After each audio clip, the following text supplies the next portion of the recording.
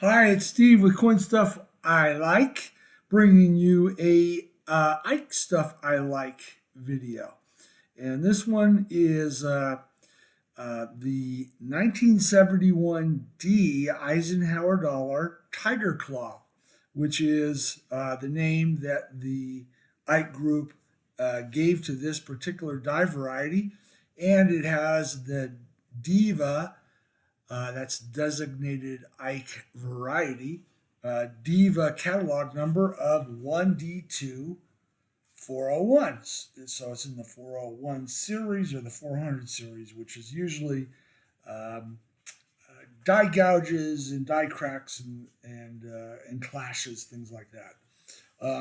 This one is a significantly gouged Ike 1971 D Ike, and it looks like a tiger got into it. So let's speaking of getting into it, let's get into the video.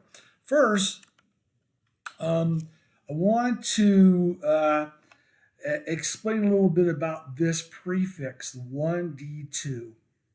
If for the Ike Group DIVa catalog, 1 means 1971. That's the first number. So it'll be 1, 2, 3, 4, etc. through 8. D is the mint, and then the type. So this is the second design type used at the Denver Mint in 1971. So the first design type used at the Mint in Denver in 1971 was Kanika's reverse design variety, or this could be Dr. Wiles' reverse design variety 006, which is the friendly eagle. The Ike Group gives this 1D1 because it was the first design, the first set of dies that were used in Denver in 1971. We don't have a written record from the Denver Mint saying we used the Friendly Eagle first thing in 1971, but there's lots of other evidence that suggests very strongly that the Friendly Eagles was the first set of dies before they had the set of dies, the RDV-001, the second set of dies that they did the larger portion of the Denver production in 1971. So this one is also called the Type 1 reverse. Type 1 applies to 1971 S business strike, the 1971 Philadelphia, 1971 D, the second set of dies, in 1972 D, all had this reverse with 3 islands, with the farthest left that the islands appear are right at the tip of the tip of Florida. If the islands extended all the way over here into the Gulf, that would be a type 3. A type 2, the islands are incus.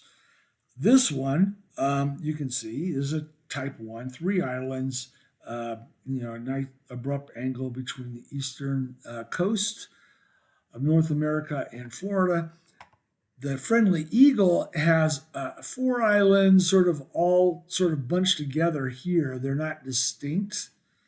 Plus, the Gulf is very round, where this has Louisiana, etc., jutting into the Gulf here. So it's a different shape. This is more convex. This is more concave. Plus a slightly different angle here, as well as the Friendly Eagle has a feature which is an incus little V shape, which is we call the re-entry vehicle. It's something that Frank Gasparo put there on the friendly eagle on those dies. It doesn't appear on these. So you can see that right here. This is a later dye state. You can just tell by looking at the dye flow line. So it's not as distinct, but in an earlier dye state, you can see that contrail image right here.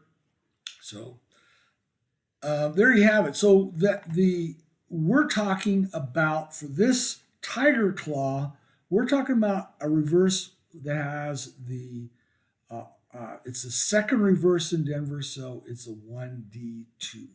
1D2. It's not a friendly eagle. All right, so with that little tangent, let's get into what prompted me to do this video.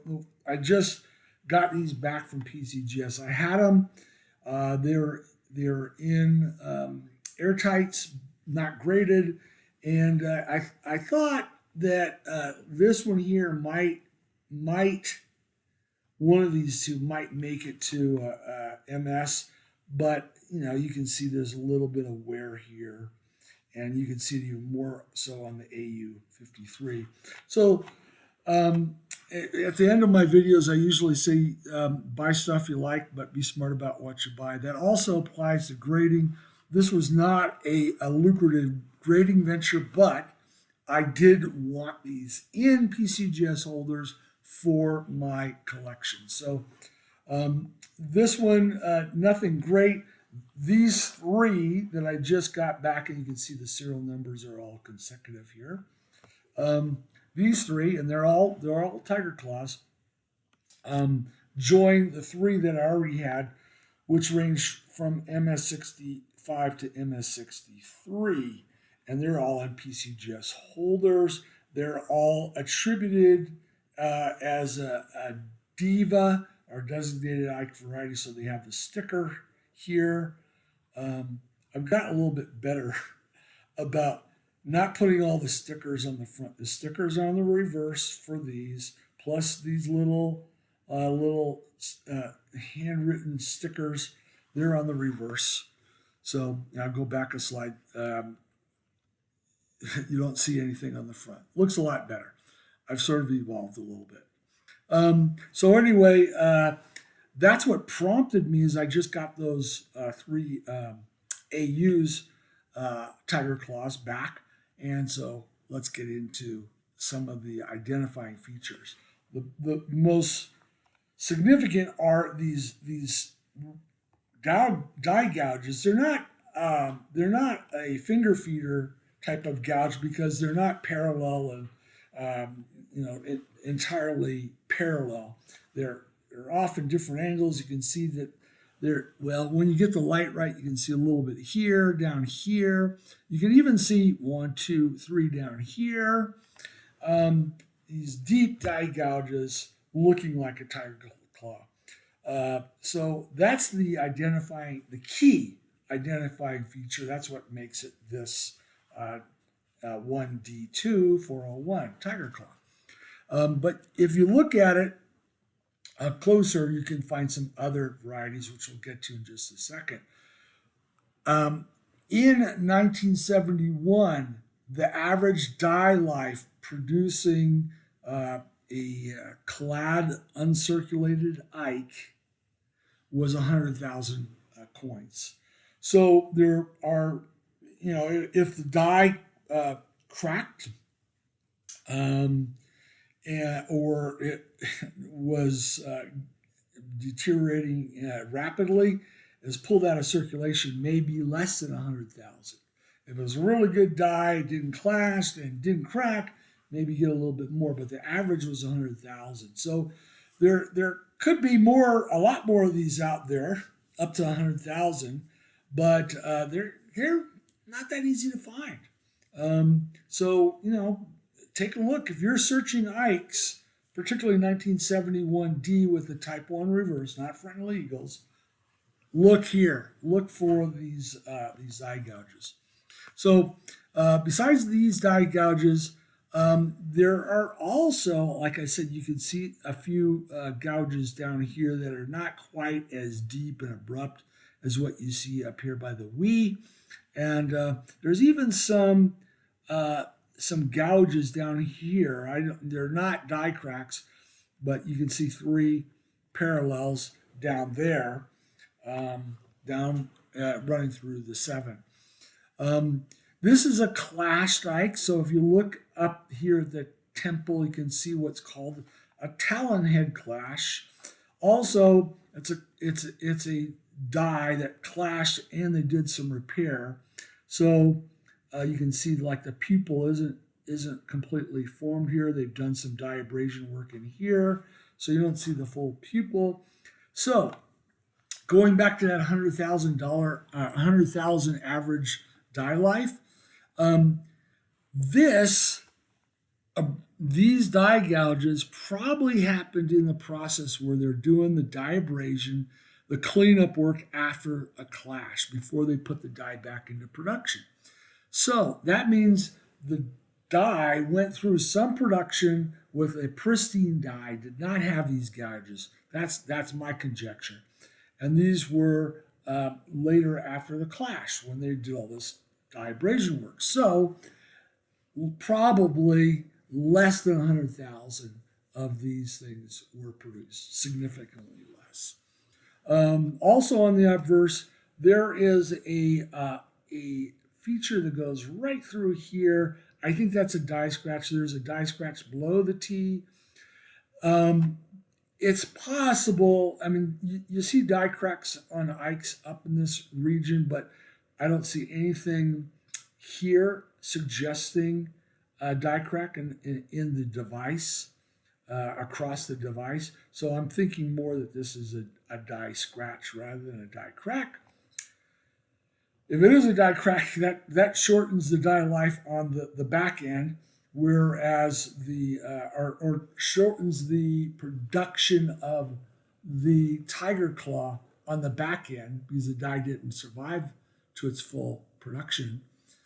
And on the front end, it was shortened because of it. There's all those coins that were produced before the clash, before this was put there. All right, so those are the obverse, but the key one is here, and that you can see. If you have, you probably can see it naked eye if you're wobbling it, but if you have a minimal magnification loop, you can pick this one up on 1971D Ikes. On the reverse, as I mentioned, it is a Type 1 reverse, or RDV-001. It is the second type of reverse die used in Denver in 71. But I put this image up here because it also shows the clash right here on the reverse. So there's a bit of the clash remnant right here on the reverse. And then also in all 6 examples that I had, they have these 3 die scratches. They're all parallel, 1, 2, and third one right under that upper loop of the D. So you could identify that. Now, because that was present on all 6, the conjecture is that there wasn't multiple die marriages, and it's just one die marriage for this. I can't say with certainty with only 6 coins examined, but there you have it. Those are the markers. Those are the reverse markers. The obverse marker is pretty clear. Thank you for watching. If you are searching Ikes, particularly 71Ds, take a look in this area because that is a single die variety called the Tiger Claw, 1D2-401 DIVa. So thanks for watching. Remember, buy stuff you like, but be smart about what you buy. And parenthetically, also be smart about what you grade. We'll catch you next time. Bye-bye.